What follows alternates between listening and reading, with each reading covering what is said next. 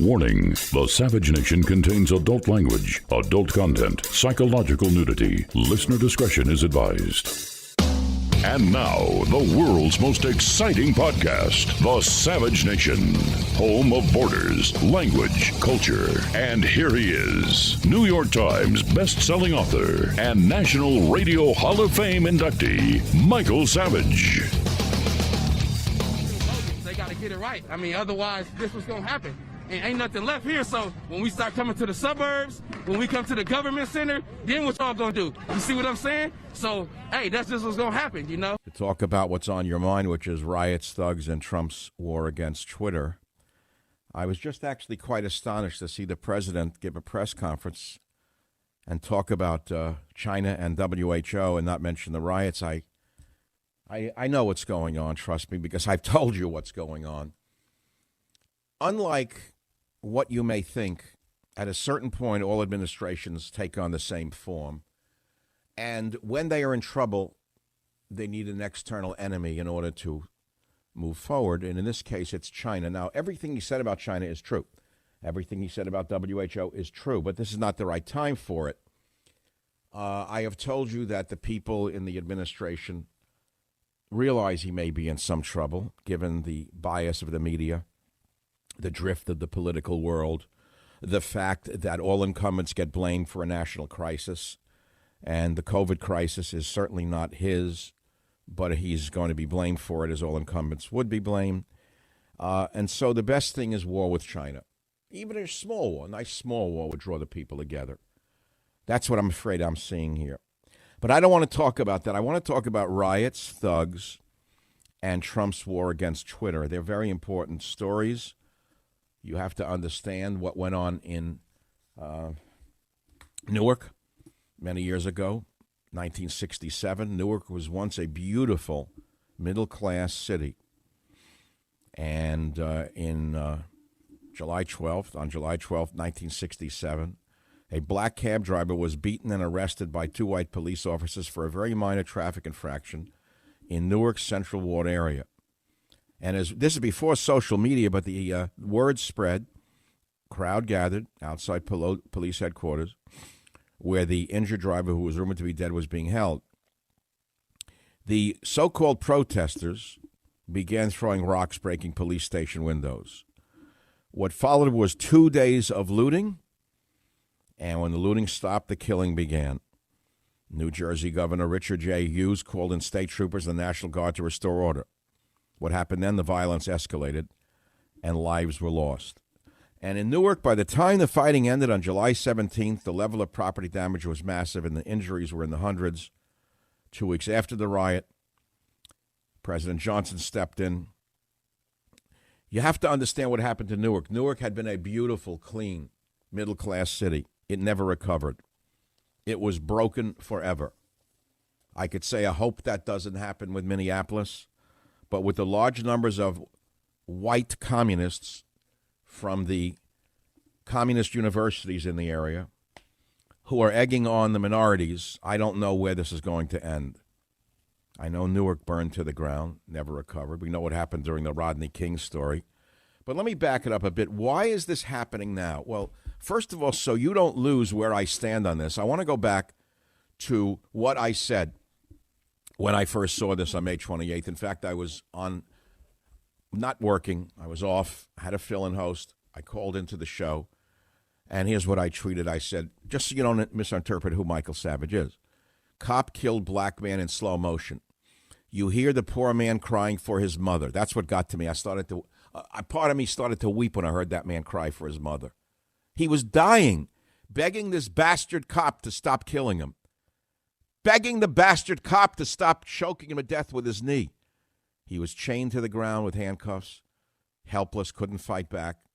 And the homicidal maniac guy with the gun in the club put the knee on his neck, on his jugular vein, and you could hear the man gasping, begging him to stop, and started to cry for his mother. This big, strong black man crying for his mother. Something happened inside of me when I heard it. I told you what a slaughterhouse did to me when I saw a cow being killed. Now, imagine if I don't like seeing a cow being killed, what I felt when I saw this man being choked to death for all the world to see. Not a disturbing video, a video of a homicidal maniac with a gun in a club. And what did I say? I said he should be tried for murder in the first degree, not third degree. And I said they should add charges of a hate crime because it was clearly racially related. There's no question in my mind that's what I saw. So now we move up to today. And I ask this question, and I will ask you this question. Should Trump close down Twitter, arrest the heads of CNN and socials who are fanning the flames? Let me finish the sentence, please. The same way Abraham Lincoln cut telegraph lines and arrested newspaper editors during the Civil War. And I want to remind you of something else. Lincoln also arrested 13,000 civilians under martial law. Now, I realize it was war at the time, and the South was not considered part of the nation. But are you telling me we don't have a civil war going on in this country? Are you telling me the left is not a foreign nation to most Americans? Well, I would disagree with you. In 2014, I published the beginning of a sequence of very important books with titles that are very important that will not be forgotten. And the first in the sequence was entitled Stop the Coming Civil War. Originally, the title was The Coming Civil War, The Coming Civil War. And my editor said, please put something to modify that, so I added Stop. What do you think? You think we're not in a civil war? I think we've been in one since 1967, when the hippies invaded the media and the hippies invaded the colleges on the long march towards outright communism. You think they're not behind this? I do. Now, having said that, I will say again, the cops should be tried for first-degree murder, not third. And no one has supported the police and the media more than I have. I've contributed money directly. I know that they're the only thing we have between us and total chaos and mayhem. And so here we are. So the next book in the sequence was called Stop Mass Hysteria. So what is that book about? It's dedicated to men and women of law enforcement, I wrote, who are on the front lines protecting the rest of us from the violent, radical, left-wing street criminals whose goal is to tear our society into pieces. So don't think I'm anti-police. I'm very pro-police. But even amongst the best, you have the worst. And amongst the best, we saw the worst. And here is what I wrote in Stop Mass Hysteria. Hatred is in the air. We're living in an age of hate, in which mental pollution is worse than air pollution. The most accessible and comprehensive of all unifying agents, hatred is spreading like a virus into all too willing hosts. Well, I wrote those words in 2013. They were published in 2014. Unfortunately, they were prescient. And we're watching the results of the hatred that's been building in this country for a long while. On page 5, I wrote, as Thomas Jefferson wrote, I really look with commiseration over the great body of my fellow citizens who, reading newspapers, live and die in the belief that they have known something of what has been passing in the world in their time. That's what Jefferson wrote. You understand what he was saying, right? The great body of my fellow citizens who, reading newspapers, live and die in the belief that they have known something of what had been passing in the world in their time. Now, couple that with the idiots on Twitter and Facebook who know nothing about the world outside of a few characters who they read on Twitter. And so I ask, that's just as true today. Do television viewers really know what's been passing in the world in their time because they watch the news? I don't care what channel it is. Is what you see on ABC, CBS, NBC, CNN, and MSNBC really representative of what has been passing in the world in your time? And then I say, no, it's a snapshot. It's not a movie. Whether you know it or not, you're living through a mass hysteria primarily of the left, but not solely of the left. How absurd they have become in their hatred of Donald Trump and those who voted for him. Their hatred has reached a fever pitch comparable to mass movements in totalitarian states. CNN apparently was raised on the mother's milk of hatred. The news czar of CNN, in my opinion, is like the news czars of Lincoln's time. Lincoln knew what to do with them. Samuel Johnson, one of my favorite authors, essayist, wrote the following in the year 1780. He wrote, Every man has a right to utter what he thinks truth, and every other man has a right to knock him down for it. Martyrdom is the test." Unquote. Now, what does he mean by martyrdom is the test? Are you willing to die for your beliefs? Let's hope you don't have to, but anyone can shoot off their mouth. But when the thugs come to the suburbs, as the thug whose voice I played at the beginning of this show said they will, what you going to do when they come for you? What you going to do when they come for you? Well, let me tell you something. The white suburbs are often armed to the teeth. There's Mr. Smith and Mr. Wesson. There's Mr. Ruger. There's Mr. AK. They're all waiting in the suburbs. They're not going to let them burn their houses down. It's horrible. It's horrible to tell you that if they are not stopped in the city with force, the thugs will come to the suburbs because there will be nothing to stop them. You know, I lived through the killings at Kent State. I watched them very clearly. And as tragic as those killings were by the National Guard, I got to tell you something of what happened after that. The white communists on the college campuses, the professors on tenure, like those at Berkeley, Harvard, Stanford, Berkeley, NYU, you name it. In other words, virtually every college of America today is run by radical left-wingers. I call them communists. They're not radical. They're not left. They're not wingers. They're communists. The tenured communists egged on the students to go and riot. And they came out on the greens of Kent State. And they wouldn't stop. And the National Guard was there. The National Guard opened fire, and 4 students were tragically killed by the National Guard. The whole nation was stunned to see the dead white students laying on that grass. But a strange thing happened after that. The students all went home to mommy and daddy, cut their hair, and got a job. And that was the end of the riots. I'm giving you a fact. It's that simple. It's that simple. You can only push a nation state so far. You can only push a city so far. And you can only push a population so far. Now, why is this happening now? Certainly, we saw the homicide of this poor black man. But the violence that erupts after that is related to other things as well, such as the psychopathic governor locking everybody in their house like lab rats on the basis of a false epidemic and false epidemiology. We all know the epidemiology was all wrong. Epidemiologists today are what meteorologists have always been. They're right sometimes and they're wrong sometimes. It's not a science at all. And this is coming from someone who has a PhD, which includes epidemiology as a core factor in my doctorate. Epidemiology is only a guess.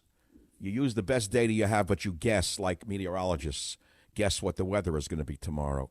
So the very same fools who guessed wrong told us we'd have a mortality rate of 4 or 5% when it's only 0.1%, locked us up in our houses. Here in California, we're still locked up in our houses.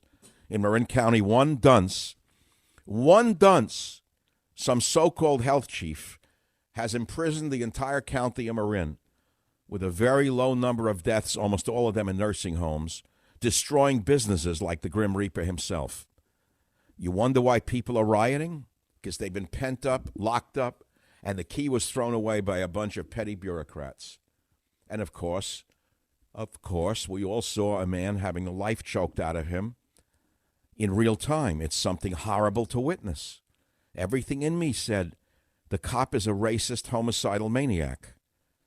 And he needs to get not the 3rd degree, but the 1st degree is what he needs. Will that stop the mobs? No, they want the televisions.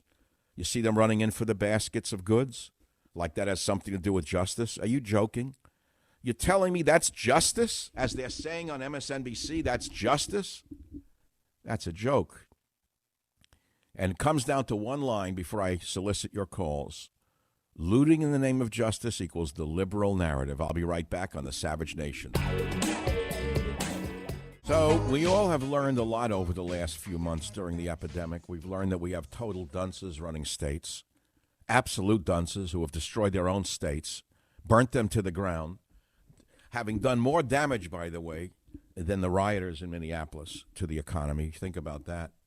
Crazy, isn't it? They don't even admit that they were wrong. Governor Newsom knows he's wrong, knows he got it wrong, knows he was advised by academic pinheads, and he still won't reopen the state. And by the way, what is the disease itself like? In the beginning, we all thought it was a killer disease that would wipe us all out. Remember the fear? You got schmucks driving around in San Francisco with masks on in their own car with no one in the car. They're that stupid. You shake your head saying moron.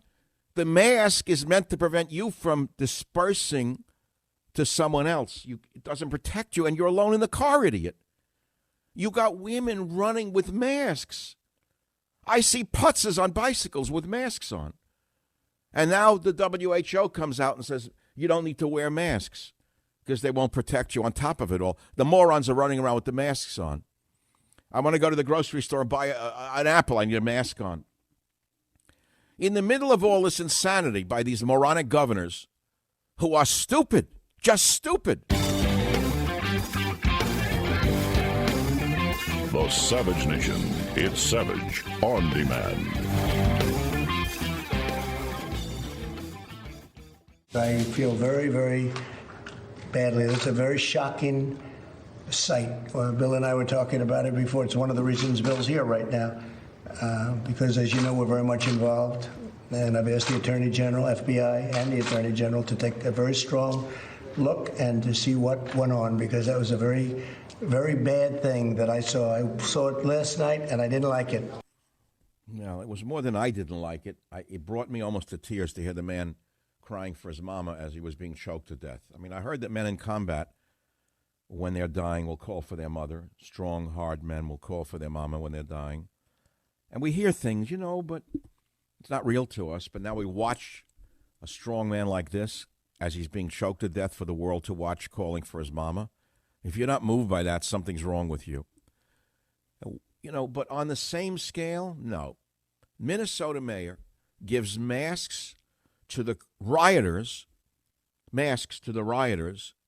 after warning in-person worship would be a public health disaster.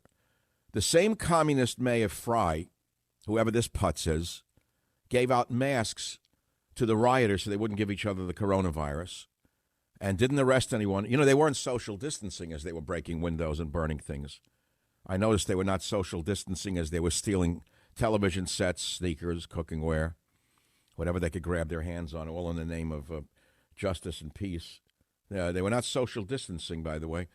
But the mayor gave out masks to the rioters, but he forbade churches from reopening. He's saying that would be a public health disaster. Could you believe how we have allowed these small-minded losers to take over every avenue of government? Now, it gets even worse. Here's the Minnesota governor. I think we need to change the spelling of Minnesota now to Minnesota, from Minnesota to Minnesota, because it's become a land of Lilliputians.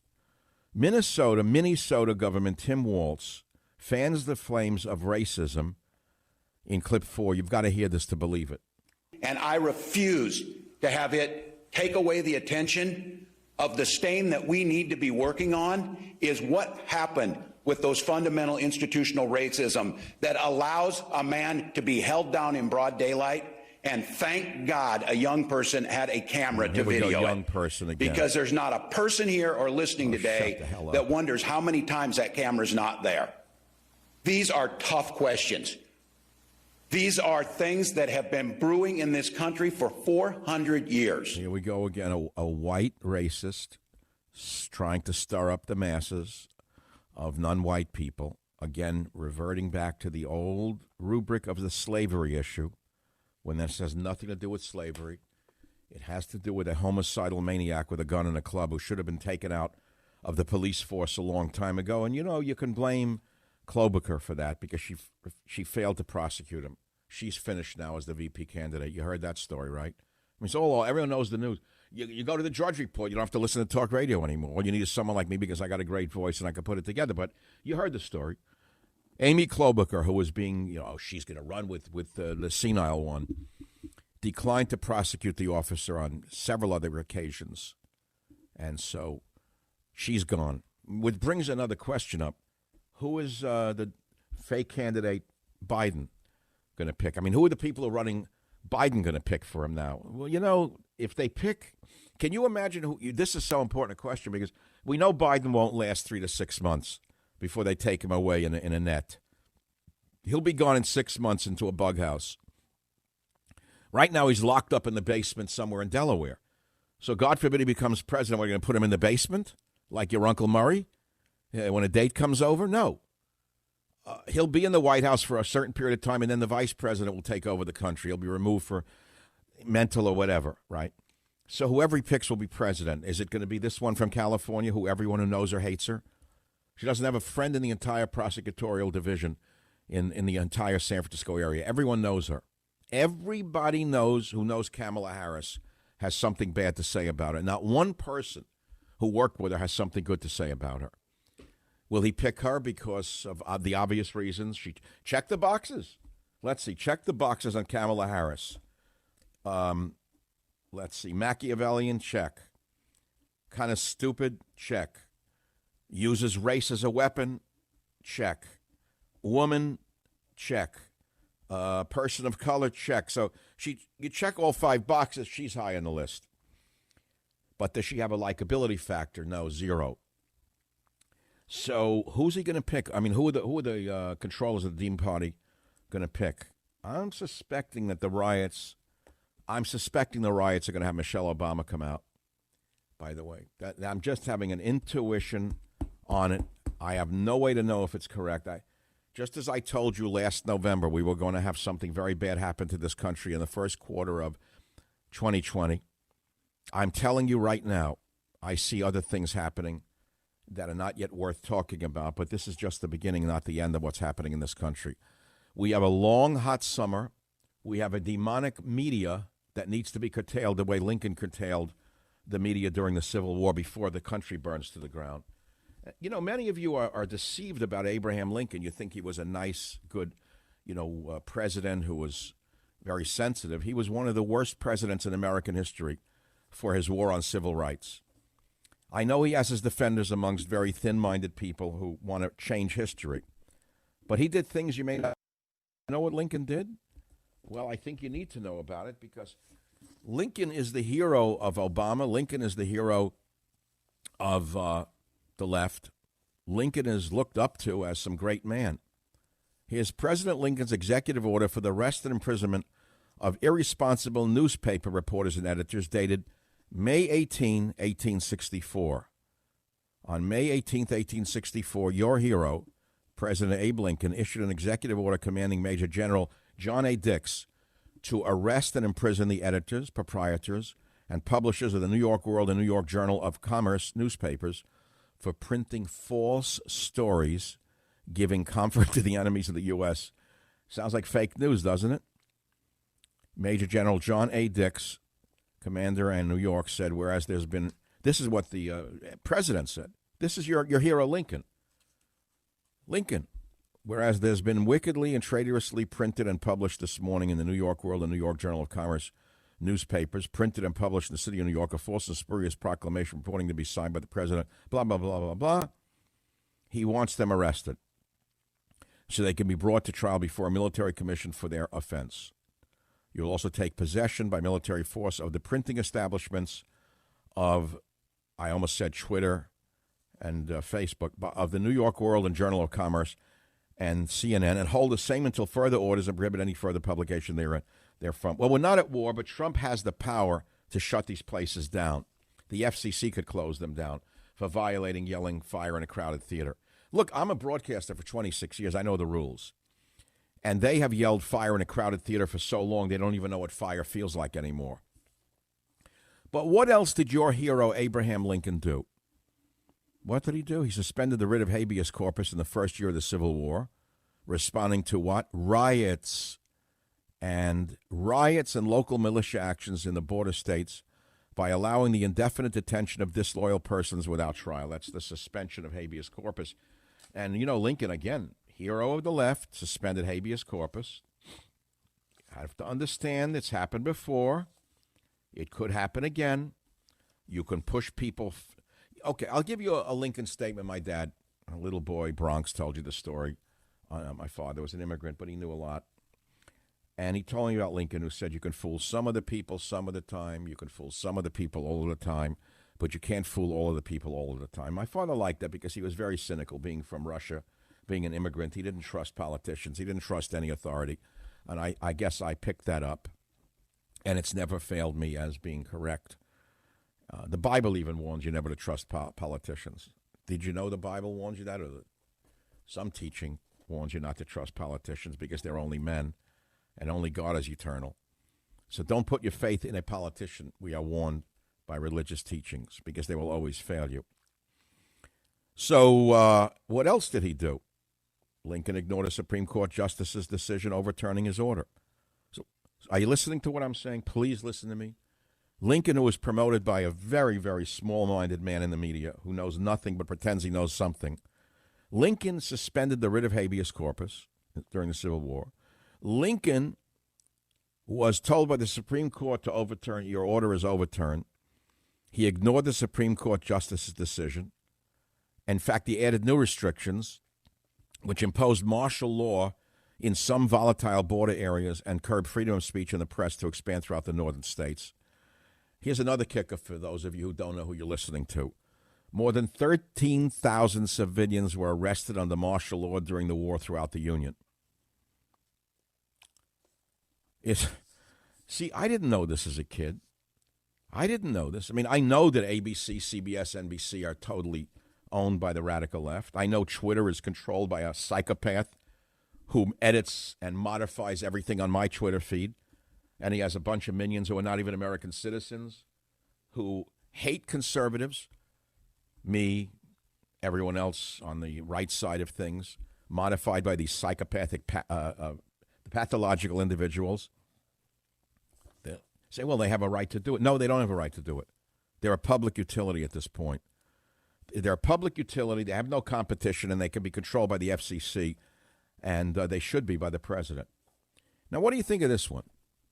NBC bans reporters from using the word riot in coverage of Minnesota riots. I'm not inventing this. NBC host Craig Melvin, whoever that may be, said, while the situation on the ground in Minneapolis is fluid and there has been violence, it is most accurate at this time to describe what is happening there as protests, not riots. So that's your unbiased media. To me, a protest is a protest and a riot is a riot. When I see a building burning, when I see a police station set on fire, to me that's a riot. But I guess I'm not living in the world you live in. Trump calls Minneapolis protesters thugs. He's 1,000% right. And what did Twitter do when he called them thugs? Twitter, run by these demonic, demented people. Twitter flagged Trump's tweet as violating rules about glorifying violence. He called them thugs. What would you call them? Peaceful protesters? He said thugs. And the psychos at Twitter flagged them for violating rules about glorifying violence. It's unbelievable to me. You think Twitter is above the law? You think they're bigger than the president? I hope they aren't. I really hope they aren't. NBC bans reporters from using the word riot in coverage of Minnesota riots. That's called propaganda. Twitter says that the president can't call thugs thugs. That's called propaganda. And so where are we today? Where are we today? We're all saying we've been locked up like penned animals for 3 months based on false data, misinterpreted by very small-minded health commissioners who have no price to pay because they're all on state salaries, city salaries, tenured salaries. They're collecting a big check. Your check is going to come to an end very soon. Wait till you see what happens then when the $600 a week runs out. Wait till you see what happens in this country then. After the UI and the $600 a week runs out, let's see what happens then. What's going to happen then? Well, it's anyone's guess what will happen then. I wrote Trump's War a while ago, and boy, oh boy, do we have Trump's War. Trump's War, his battle for America. I may as well tell you now, I wasn't supposed to be on the air today. I've been basically recovering from a heart attack which occurred on December 5th, and I'm having I'm doing good shows, the best shows of my life, because I consider each one my last one, even though they're not. I consider each. I have to. It's like an artist or a painter. You got to make each one count, right? You don't know what tomorrow will bring, whether you're healthy or not. I don't care if you're in the perfect health. You get hit by a car the next day. You could be 35 and have a heart attack. So what's the difference? But I try to make each show really have meaning and count. And my mind is sharp right now, really sharp in the last few months. But Monday was Memorial Day, so we did a best of. Wednesday I took off because I was tired. I wasn't going to be on today. Michael wasn't going to be on today, but I had to be on. I woke up this morning. I said, the country's burning. It's a war zone. The media is out of control. Something I have to, my audience, it's not an audience. The whole world's not listening to me. I don't think the world is listening to every word I say. I understand there's a limited audience. Whatever the numbers are, they are. I don't have to claim that I have the biggest radio show in the world to say that. It doesn't matter how big the audience is. What matters is that you tell them the best truth you can. And what it is that in radio, like maybe in radio more than anywhere else, you establish a rapport with your listeners. After so many years, it's like a family, like a community, like a club. And they start to count on you. They count on you because they're busy with their own lives. They don't study the issues as clearly as you do. And they want you to put the thing together for them. So I decided to come on the air today. So here I am, talking about the coming civil war, the war zone, the chaos, the looting, the unrest that's not being stopped because the media is fanning the flames. And I'm going to ask you again a loaded question, and I'll ask it again. Should Trump close down Twitter and the other socials who are fanning the flames the same way Lincoln cut telegraph lines and arrested newspaper editors? I shall return. The Savage Nation. It's savage, uncut, unfiltered, and raw.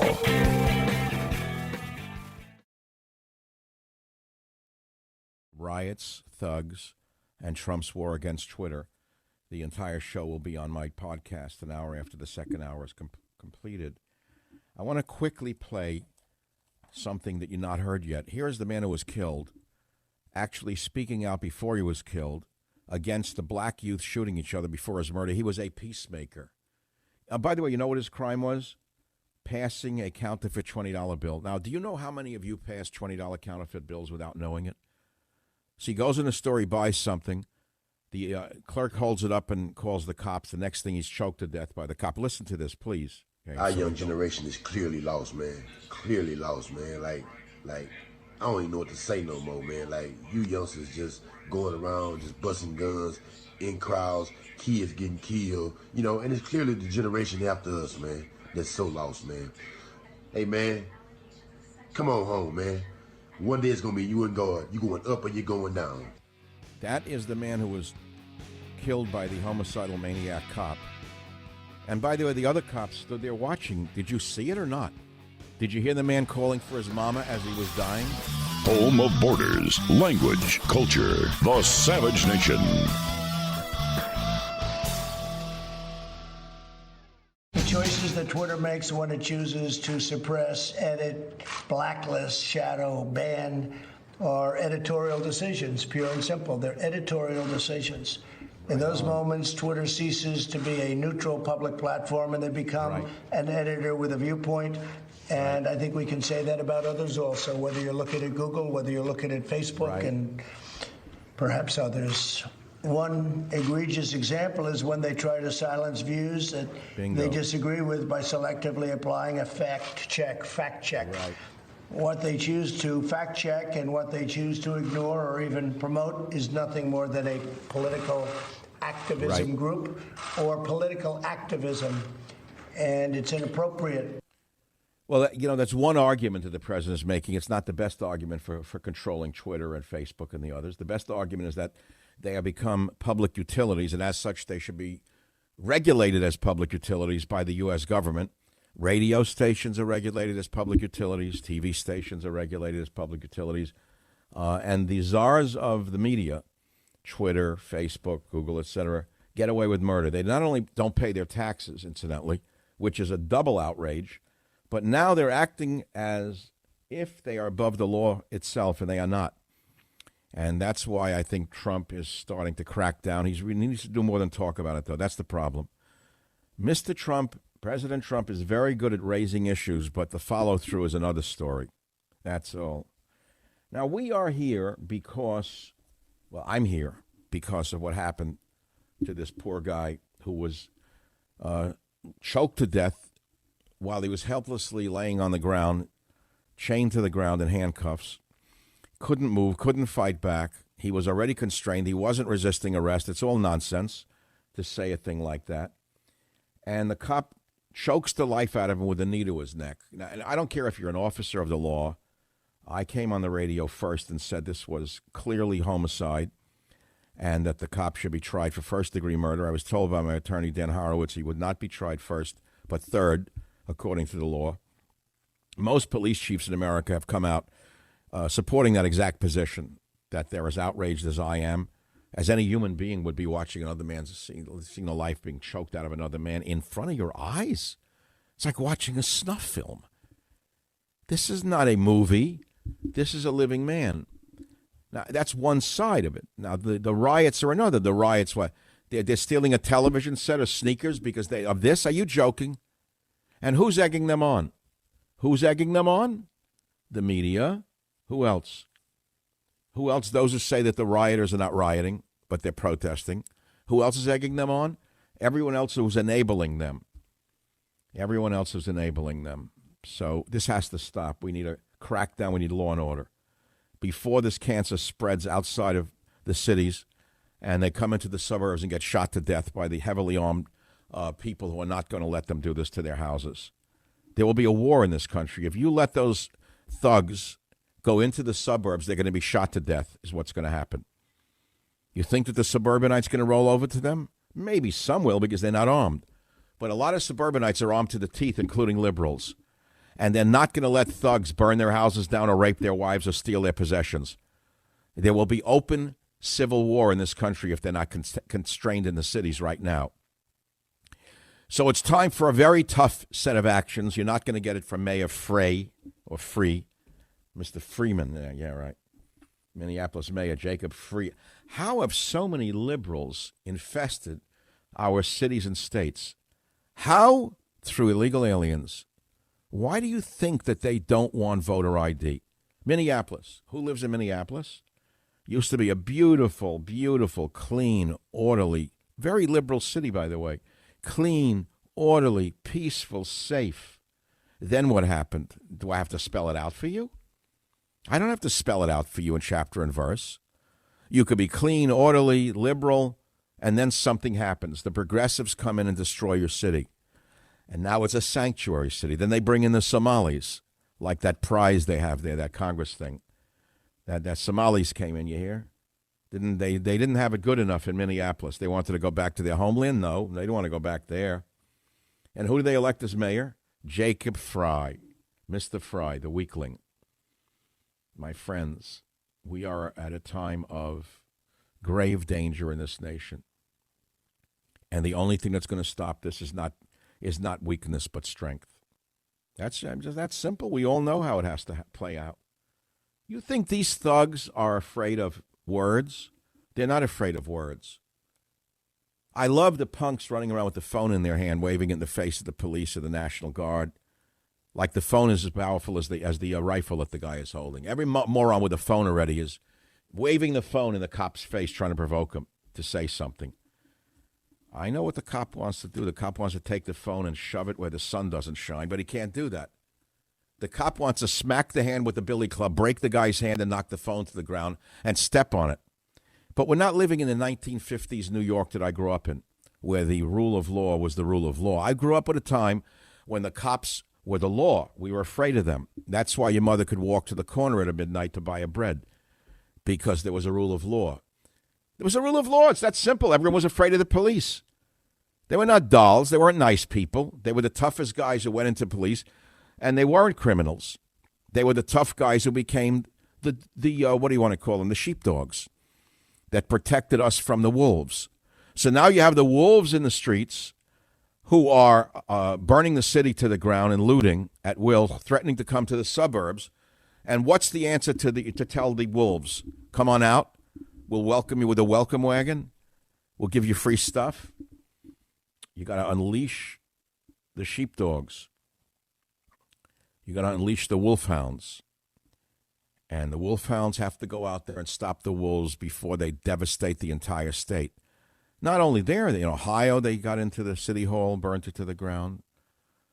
So far, San Francisco or Oakland, I don't guess they're busy with. I don't know why they're not. Oakland, I thought I was looking across the bay. I haven't seen any fires yet. But so what's the answer to all of this? Well, the answer is strength, peace through strength. It's that simple. We have an internal enemy. We need peace through strength. That means controlling Twitter. That means controlling Facebook. That means controlling Google. And you start by strangling them financially, and you make them pay their back taxes. Now, if you think this is only a conservative position, or it is a conservative position, I have news for you. Pelosi is saying the same thing now. Are you listening to this? I want you to hear Pelosi shock me in clip 21. Jim, play 21 now, because this is shocking to listen to this. All they want is to not pay taxes, which they got their tax break in 2017, the tax scam that gave all those advantages to the high end, and they don't want to be regulated. So they pander to the White House. You see what Facebook Zuckerberg is saying today about all of this. They just panders. Tax cuts, no regulation. Our business model is to misrepresent the facts and to be a platform to do that and try to hide under freedom of speech, which is, of course, a complete violation of everything freedom of speech So it's a bipartisan issue, the tax evasion of Zuckerberg, the tax evasion of Dorsey, the tax evasion of the Google boys. It has to stop. They need to be made to pay their fair share going back 10 years. How do you think they are worth these hundreds of billions of dollars? Because they're not paying their fair share. As brilliant as they may be in their business endeavors, and they are, and I respect capitalism, they're not paying their fair share of taxes. They're using the double Dutch, double Irish, every trick known to mankind. So you start with the finances. You hit them with a 10-year tax liability going back 10 years. That's number one. Then number two, this censorship is another issue they have to take over. I want to make a jump cut to something because the time is short. I don't have much time right now on the show in this hour. And if you missed any of my discussion of Lincoln's violation of civil rights, it will all be on the podcast today under the title that I gave you. The title of today's show is very clear: Riots, Thugs, and Trump's War Against Twitter. I want to talk about the fact that these days are very holy days to the Jewish people and to the Christian people. In the Jewish religion, this period is known as Shavuot. And I say, well, what do I care about that? I'm not religious. I don't care what you are. It doesn't matter what you are. It doesn't matter to me what you are. I love people say, I don't believe in God. And I look at them like, what, does he care? Oh, God needs you to care about it. I love that. The guy thinks he's so powerful. He looks at him and says, I don't believe in God. I said, God doesn't care whether you believe in him or not. God doesn't need you. You need him. God's not sitting on saying, he needs you, right? I don't believe in God, says the atheist, like it matters. Until he's at his last stage of life, we'll see who he believes in, see who he calls out to. But let's put that aside. It's all irrelevant. So Shavuot is this time of year, this holiday, 28th through to Saturday night. And what is it? What does it mean to the average person? Well, the nation was founded on Judeo-Christian principles. So let's start with that. What does that mean? What do you mean, Judeo-Christian principles? Does that still have meaning? It does to most Americans, incidentally, even those who are not religious. And so on the other day, rather, the exact date, it was May 27th, I put this up. Tonight's celebration of the giving of the Ten Commandments by God on Mount Sinai to Moses. It wasn't exactly that night. It was the precursor to Shavuot. But Shavuot is a sometimes overlooked but super important holiday. It's the big five in the Jewish religion. Every Jew knows about Rosh Hashanah. Even a Larry David knows about it. Woody Allen even would know Rosh Hashanah, Yom Kippur. Let's put it that way. If you want an image of the atheistic Jew, it would be Woody Allen or Larry David, the mocking cynic who doesn't believe in anything but himself. Okay, so that's their right, by the way. They have no, I don't have to believe it. But they mock their own people. Think of the early Woody Allen movies, mocking the religious Jew with the beard and the payas. Genius. Woody Allen is a genius, fabulously talented genius, brilliant man. I enjoyed his movies, most of them anyway. But the schlemiel image that he portrays of the Jewish man has set the Jews back God knows how many generations, turning them the Jewish man into a weakling. You never saw him projecting a strong Israeli type, did you? But nevertheless, put that aside. So even they know about Rosh Hashanah, Yom Kippur, the big two. Then some of them still know Passover. They heard about their childhood with the families and the matzah. They remember that. No matter how liberal the Jewish person may be, they know about these holidays. Then they may know about one more. Hanukkah they heard about because the dreidel and the kids. But they don't know about Shavuot, which is in the top 5. What is it such a big deal, this holiday that we're all living through? The Christians at this time celebrate the Pentecost, by the way, which is somewhat related but not identically related. But Shavuot celebrates the giving of the 10 Commandments by God on Mount Sinai. So in the middle of this most powerful super holiday, where we remember the origins of the nation of the United States of America, whether you're Jewish or Christian or whatever your religion or non-religion, the country was founded by very religious people, and they knew all of these holidays. So we celebrate the giving of the 10 Commandments by God on Mount Sinai on this day, or around these days. We remember those powerful days, not the Charlton Heston version with thunder and lightning, but our version, the 10 Commandments. So I lay in bed last night as I saw the riots and the burning, and I said, why is this happening now? Is there any relationship? I always try to put pieces together. I was a puzzle maker, a model maker as a little boy. I always try to piece things together. I don't like chaos. I like order. When I was a little boy, I had 2 pairs of shoes. I lined them up under my little bed, and they had to be next to each other in an order. They were polished and under my bed. I liked what I owned to be in order and clean. And I like my life to be orderly and clean, the best I can make it. Especially the more chaotic the world gets, the more I need to make my world orderly. So I ask myself a stupid question in a way. It kind of makes no sense. What the heck does Shavuot have to do with the riots going on in America right now? And truthfully, I don't have an answer. If this is a celebration of when God gave the 10 Commandments to mankind, and we're now living in a godless world, it's like eyeless in Gaza, the Huxley title. And we're eyeless in Gaza. We're wandering around blind to what's going on in this promised land. Every one of those thugs rioting in the streets is living in the promised land. Every last one of them is living in the promised land. Every one of them. Every one of them has more food than they know what to eat and such. They can make anything they want out of their lives to a certain extent. And they could rip themselves up out of poverty if they applied themselves by a life for themselves. And instead, the vermin in the media teach them to hate, to burn, to beat, and to riot. That's what they do. So what's the answer? What does religion have to do with the riots and the thugs? I think the answer is in Exodus. And you can look at it any way you want. If a man smite the eye of his bondman, you know that one? That's a good one. It comes down to an eye for an eye, by the way. An eye for an eye. Say, well, that's what the rioters are doing. It's an eye for an eye. No, it is not. No, the eye for an eye lesson here is that the homicidal maniac cop will be tried according to the laws of the land, and he shall be found guilty. Now, you may say, well, will he get the death sentence? Not in liberal Minnesota, but blame yourself for that, not me. I'm the one who believes in the death penalty. If it was up to me, I would try him under the law that would result in a death penalty, by the way. I know some of you say that never happened. But you can look at an eye for an eye. An eye for an eye.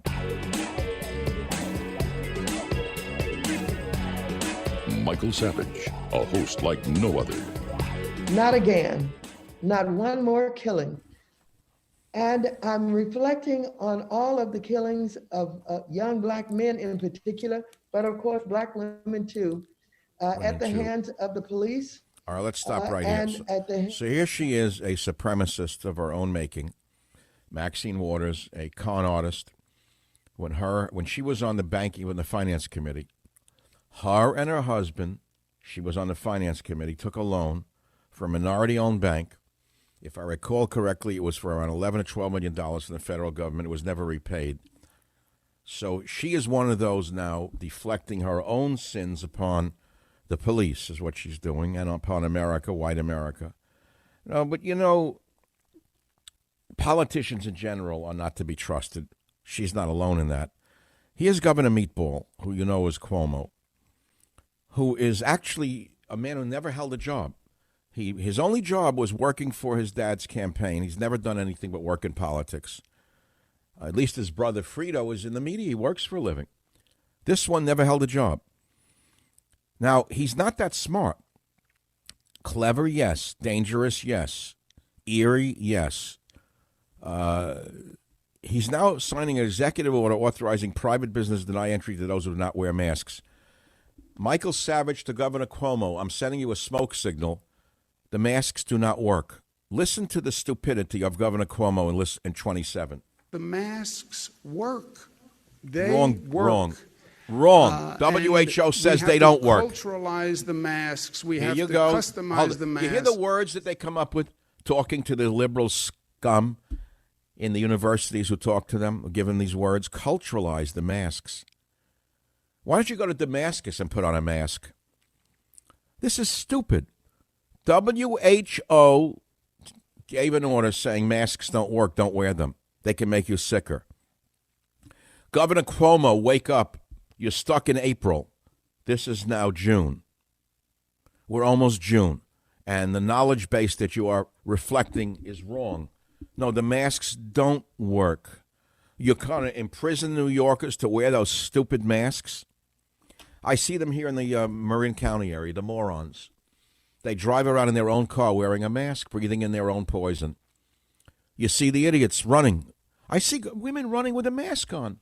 I want to stop and say, sweetheart, you're going to die of a stroke or a heart attack. You're 60% oxygen deprivation. You'll die. I don't say anything. Instead, I back off and I say, you can't let everything bother you. You can't. You got sick once in December from not knowing how to control your anger and rage at stupidity. You can't let it happen again. So I switch into my Mark Twain mode or my Voltairean mode, and I look at the vicissitudes of humanity, and I think how stupid and silly most people really are.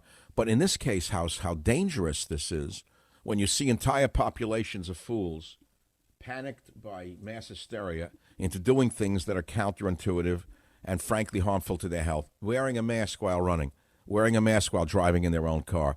Now you have stupid Governor Cuomo, who would be president. He can't believe what the ratings went up. The stupider his conversations became with his daily briefings on meatballs and the sausages, the family stories. He thought it was a mini Scorsese production. It was The Godfather. Hey, I went to the parties, and my grandmother cooked a meatball, and I loved the family get-together on a Sunday. It was really great. I didn't appreciate it then. It was a wonder. What, is he kidding? Let me tell you, the Cuomo Act does not play west of the Hudson. Most Americans don't like the gravel-mouthed Godfather type. That's to begin with.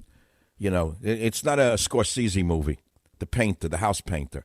America don't like the house painter for the president. So he's not going anywhere. His time has come and gone. He ran himself up the flagpole and no one saluted, so to speak. So now Governor Cuomo says he can sign executive order authorizing private business to deny entry to those who do not wear masks. You hear this? How stupid these can be? How dumb? Whatever happened to Slouchy? Where'd he go? You know, I had something to do with Slouchy being taken off the stage. You may not know that. Oh, yeah. One day you shall know all. One day you shall know all. I had something to do with Slouchy's disappearance. Slouchy, Dr. Slouchy, the most trusted man. Where? Where's he the most trusted man amongst those who wear masks while they're sleeping? Those who loot in the name of justice? Let's take some calls right now. I promised you I would, and time is short. Talking about riots, thugs, and Trump's war against Twitter today on the Savage Nation. And I think I need to take some calls right now, frankly. Thank you for being here for me today, because I came here to be for you today. There's so many things I really want to say that are not related to this, about my show and about me coming in and how I'm becoming demoralized in radio because of things that are being done to me that you will never believe were being done to me. You'll never believe it until you read about it, and you'll read about it one day, and the people who have done it to me will be long gone. You'll never believe what people would do to a man after a heart attack. Never. One day you will know, because I am a broadcaster and an author. I have a large following outside of radio. One day you will know. and there will be no justice at all. None. None. Nope. There will be no justice. They will be long gone. Detroit, Greg, line 6. Go ahead, please. You're on the Savage Nation. Dr. Savage, can I ask you a question concerning the tragic death of George Floyd while in police custody? Do you think Mr. Floyd would be alive today if he simply cooperated with the police? Okay, what are you saying? He deserved to be choked to death? No, sir. Don't put those words in my mouth. Well, you're asking a loaded question, which is nonsensical. Okay, I'm nonsensical. Sir. Sir, you mean if he cooperated with the police? He was handcuffed on the ground. He was on the ground because he was resisting arrest by falling to the ground instead of getting into the police. Wait, stop for a minute. You're not justifying the homicidal maniac cop putting the knee on his neck, are you? No, sir. No, sir. All right, so let's be reasonable men. If that was your son, would you be saying the same things? Huh? Is he there, or the cat got his tongue? Do you Sir, think he would be alive? I asked, if it was your son, would you be saying the same things you are saying? Yes, sir. Cooperate with the police. Sir, he was on the ground, handcuffed on the ground. Dr. Savage, I'm not justifying that. Well, wait, you're going in circles. You're saying he deserved to die. No, sir. No, sir. Well, what are you saying? Make it in plain English. You're an intelligent man. What are you saying? If George Floyd had cooperated with the police during their investigation, he would be alive today. What was his crime, by the way? Greg, since you're such an expert, what was his crime? He was accused of passing a counterfeit $20 bill. How many times have you passed a counterfeit bill? Irrelevant. And if No, it's not. How many times have you, a white man, passed a counterfeit bill without knowing it? I would expect to be investigated, sir. I often have had bills held up to the light by clerks. If I've given them a 50 or 100, they'll hold up a bill to see. There's a lot of counterfeit bills in circulation. You're aware of that, right? Yes, sir. And so many of us are guilty of the same crime that this poor man, this deceased man, committed. He passed the bill. How did he even know it was counterfeit? Dr. All right, so the cops come in. His crime was passing a bill. He may not have even known it was counterfeit. And look what he did. Bought a pack of cigarettes with it. You listening to this? Now, do you think that he was not cooperating? He was on the ground with handcuffs on. When the police got there... Have you watched the video of him crying for his mother as the cop was choking the life out of him? I'm trying to take emotion out of it. No, don't take emotion out of it. No, put emotion back in it. No. No, put emotion back in it, because only emotion can save us. Only emotion can save us from homicidal maniacs who think that they have the law on their side, and that gives them a green light to do whatever they want to us as citizens. Because if they get away with doing it to him, they could do it to you. May I ask you a question? No, don't ask any more questions. You've asked enough. He was on the ground. He was showing no ability to hurt anyone at that point, and 4 thugs were over him, choking the life out of him for all the world to see. The entire world is outraged by what was done to that man. And that's all I want to say on it. If you think otherwise, I pity you, and may God have mercy on your soul. That's all. So if you have anything else to say on any other topic, go ahead. How about the lockdowns? You think there's anything to do with the lockdowns, the pent-up rage of the police, the pent-up rage of the population, that we've been locked down like lab rats because of Dr. Lousy? Dr. Lousy put us on like lab rats into our houses. Dr. Lousy closed down all of our outlets. Dr. Lousy closed down our outlets through sports. Dr. Lousy closed down every outlet in our life. Think about what it does to a human being to be penned up like an animal. Who told this to me the other day? Somebody I was with. I went on a boat, and he told me he knows someone in... Somebody told me that he has a relative in the U.S. Submarines, in the submarine corps, the Submariner. And they are told that they cannot be deployed longer than 3 months in a confined space, after which point they will crack up and start becoming neurotic or violent after 3 months of confinement in a submarine. And yet, Dr. Lousy and these stupid little tiny hateful communist health commissioners in San Francisco, Marin County, your county, my county, his county, all aboard. These little tyrants are locking us down longer than 3 months, killing businesses like the Black Plague itself of the Middle Ages, killing businesses as though a plague has swept the land. People are becoming crazy from it and violent. And does it have anything to do with what the cops did? Does it have anything to do with what the mobs are doing? Probably. Yeah, I think so. It's a release of this pent-up tension in all of these people who might not be quite as violent were it not for the insanity and the mistakes of the idiotic morons in the governor's places, mayor's houses, governor's houses. Epidemiologists, as I say, as a man trained in the field, are no better than meteorologists in predicting the course of an epidemic or disease. It's based on data, but sometimes the data is wrong, and all of the projections were wrong, and yet they won't change. They locked you down. They want to keep you locked up. Meanwhile, there's positive here. You got SpaceX going off tomorrow again. NASA engineers, genius scientists, incredibly brave astronauts, brilliant entrepreneurs like Elon Musk. The world goes on. Mankind does not stop because of the lowlifes in the gutters, stealing a television or a sneaker. They're the lowest form of humanity. Don't elevate them in my show and tell me that they're great.